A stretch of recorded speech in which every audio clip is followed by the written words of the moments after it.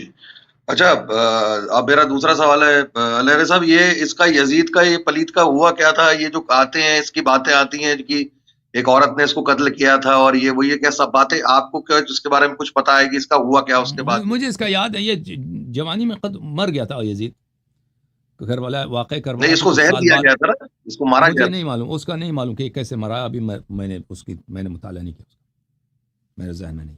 اچھا اچھا اچھا، جی جی. اچھا الہری صاحب، یہ حضرت علی علیہ السلام کی جو ولادت ہوئی ہے کعبے میں، اس کے متعلق جو ہے وہ کیا واقعہ ہے؟ آپ تھوڑا سا مجھے بریف کریں گے اگر آپ کے پاس سمے ہے تو؟ تو کعبہ میں ولادت ہوئی، اس کا حدیث ہمارے کتب میں بہت زیادہ ہے کہ حضرت فاطمہ بنت اچھا اسد سلام اللہ علیہا حاملہ کی حالت میں تھیں، وہ کعبے کے ارد گرد طواف کر رہی تھیں، تو کعبے کا دیوار ٹوٹ گیا اور وہ اندر گئی ہیں. تو وہاں پہ جو کلید دار کعبہ تھے جناب عباس تھے یا بنی ہاشم کے کچھ لوگ تھے، انہوں نے جب دیکھا کہ کعبہ کی دیوار ٹوٹ گئی، اندر گئے ہیں، تو ان کو بڑا تشویش ہوا کہ یہاں پہ کیا ہو رہا ہے. تو انہوں نے بہت چابی ڈالا کعبے کے دروازے کو کھولنے کی، تو کعبے کے دروازہ نہیں کھلا کسی سے. تو ان کو پتہ چل گیا کہ یہاں پہ کرامت ہے، اعجاز ہے. اور وہ وہاں پہ 2-3 دن وہاں پہ رہیں، اور وہاں پر وہ خود، پھر ان کی روایت ہے کہ وہاں پر جنت سے فرشتے آئے اور ان کے ساتھ حضرت حوا تھی، حضرت موسیٰ علیہ السلام کی بہن تھی، مریم حضرت عیسیٰ علیہ السلام کی والدہ تھی، اور حضرت آسیہ فرعون کی جو ماں ہے. یہ جنتی جو خواتین جی ان کے ساتھ آئی، انہوں نے کہا کہ آپ ڈریے نہیں، آپ کی ولادت کا وقت ہوا ہے اور ہم یہاں پہ آپ کی خدمت کریں گی. تو انہوں نے خدمت کیا. پھر امیر المؤمنین علیہ السلام کی ولادت ہوئی ہے. اس کے بہت اعجاز سناتے ہیں کہ انہوں نے ولادت ہوتی ہے، انہوں نے سجدہ کیا ہے اور شہادتین پڑھی ہے اور اپنی امامت کی شہادت دی ہے، اپنے اولاد طاہرین کی امامت کی شہادت دی ہے. پھر ان جنت سے جو خواتین آئی تھیں ان کو امیر المؤمنین علیہ السلام کو کپڑے میں ڈانپا ہے، پھر ان کے حوالے کیا ہے. پھر وہ 2-3 دن کے بعد، اس کی روایات ہمارے کتب میں بہت زیادہ ہیں، ایک دو نہیں، کئی ہے، اور مخالفین کے کتب میں بھی ہیں. حاکم مستدرک میں فرماتے ہیں کہ یہ واقعہ کہ امیر المؤمنین علیہ السلام کی ولادت کعبے میں، یہ متواتر ہے. پھر کعبے کا دروازہ کھلا ہے اور وہ باہر آئی ہیں. جب باہر آئی ہیں تو امیر المؤمنین علیہ السلام نے آنکھ نہیں کھولا ہے. رسول پاک صلی اللہ علیہ وسلم کی وہ عمر مبارک اس وقت 30 سال تھی.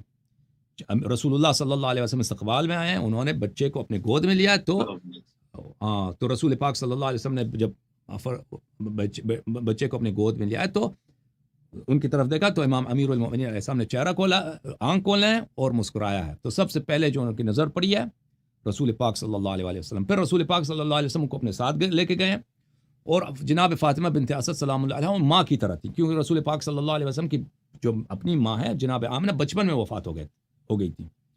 تو ان کی پرورش حضرت فاطمہ امیر المؤمنین علیہ السلام کی والدہ حضرت فاطمہ بنت اسد سلام اللہ علیہا نے کی ہے، پیغمبر کی.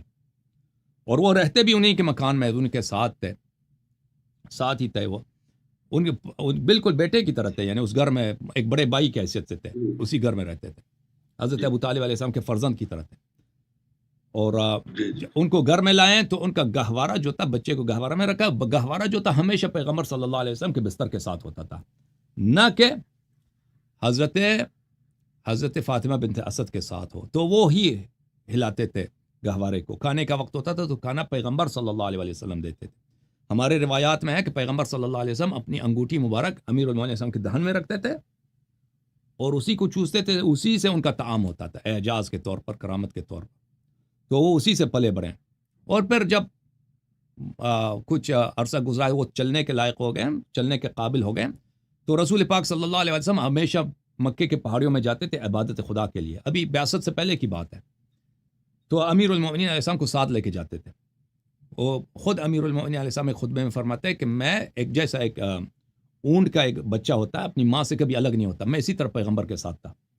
ہمیشہ میں وہ جہاں جاتے تھے، پہاڑی پہ جاتے تھے عبادت کے لیے، تو میں ان کے پیچھے جاتا تھا، ان کے ساتھ جاتا تھا. اور ملائکہ جب آتے تھے پیغمبر صلی اللہ علیہ وسلم سے بات کرنے تو مجھے نظر آتے تھے ملائکہ، اور ان کے فرشتوں کی گفتگو مجھے نظر آتے تھے. تو میں نے پیغمبر سے کہا کہ میں یہ تو سب تو سنتا ہوں.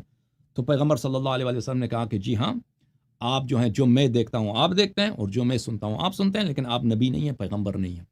تو یہ ان کی ولادت، اور اس کے میں نے بہت سارے احادیث کو مختصر نبی بیان کیا، مختصر جملوں میں یہ ہے. Okay, thank you sir. مزید کوئی حکم ہے؟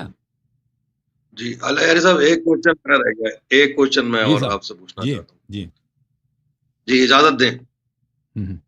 جی حضرت حسین علیہ السلام کے ساتھ کربلا میں کتنے لوگ، کتنے مرد حضرات سے اور کتنی عورتیں، اس کا کوئی ٹوٹل ہمارے پاس ہے؟ تو اس کا ہے ابھی یعنی 70-80 کے قریب مرد تھے ان کے ساتھ، پھر خواتین تھیں. ابھی نمبر مجھے اس سے فل نمبر ابھی میرے ذہن میں نہیں ہے. Okay, thank you sir. بہت چھوٹا لشکر تھا ان کا، بہت ہی چھوٹا گروپ تھا ان کا. سلام اللہ علیہ ظاہری طور پر. تھینک یو سر، بہت مہربانی آپ.